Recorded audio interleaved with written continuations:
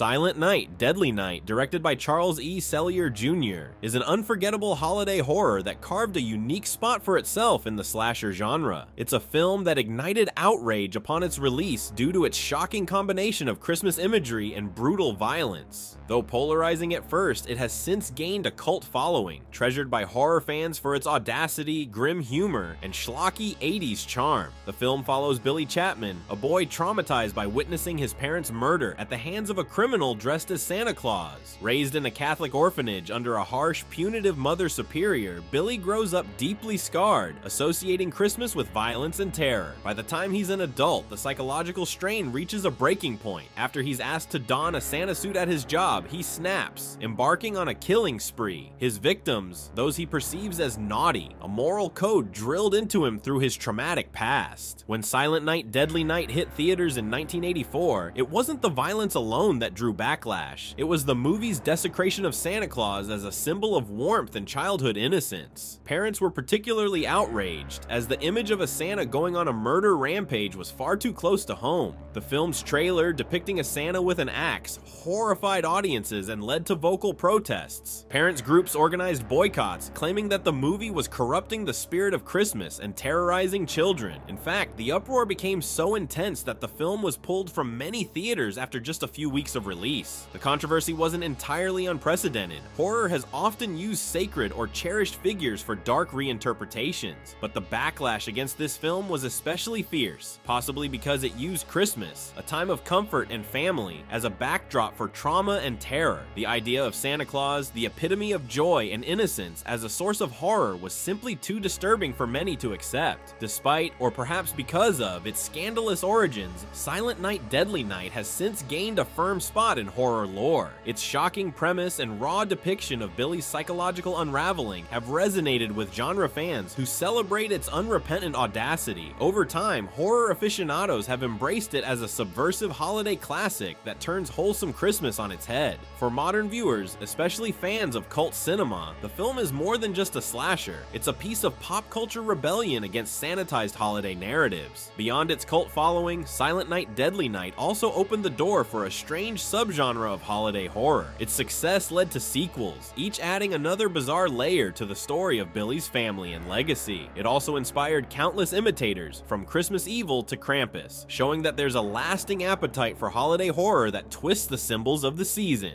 While it may lack the finesse of genre classics like Halloween, the film makes up for it with a rawness that feels in some ways more unsettling. The film's use of Christmas carols and decorations juxtaposed with scenes of terror creates a chilling effect, building on the incongruity between innocence and horror. One memorable sequence is the infamous antler impalement scene, where Billy lifts a victim onto a mounted set of deer antlers. It's a moment that exemplifies the film's morbid creativity. Another iconic shot shows Billy standing in full Santa attire, bloodied and holding an axe, framed by softly falling snow. This contrast between the brutal and the serene gives the movie a twisted kind of beauty, capturing the essence of its taboo-breaking premise. A small Easter egg for horror fans is the casting of Linnea Quigley as Denise, the victim of the antler impalement scene. Quigley would go on to become an 80s scream queen, known for her roles in films like Return of the Living Dead. This casting nod wasn't intentional at the time, but has become a fun piece of trivia for horror buffs who recognize her as a familiar face of the era. Another interesting trivia fact is that the film's initial poster art, Santa climbing down a chimney with an axe, was so shocking that it was quickly changed for fear it would scare children. The image alone encapsulates the film's brazen attempt to violate cultural norms associated with the holiday season. While the film has its endearing qualities for the horror audience, it undeniably has its flaws. The dialogue can be clunky, and the pacing a bit uneven, with some of the supporting characters feeling one-dimensional. Yet, these imperfections add to the film's grindhouse charm. In a way, its low-budget feel and raw edges give it a quality that more polished horror films sometimes lack. There's an authenticity to the way it approaches horror, without irony, and with genuine commitment to its twisted take on the Christmas mythos. Viewed through a modern lens, Silent Night, Deadly Night is more than its gory kills or shock value. It's a peculiar yet thoughtful exploration of trauma and the dangers of repression. It critiques not not only the commercialization of Christmas, but also the rigid moralism that can distort a child's mind. Billy's descent into madness, while extreme, reflects a warped moral code instilled through fear rather than love or understanding. Though it was maligned upon release, Silent Night, Deadly Night now shines as a standout in the holiday horror subgenre. It's not for everyone. Some will find it too exploitative, while others may appreciate it more as a horror history artifact. But for those who can embrace its transgressive take on Christmas, it offers an unforgettable experience. It's a film that forces audiences to confront the dark side of holiday cheer, making it a perfect watch for those who prefer their Christmas movies with a little blood on the snow.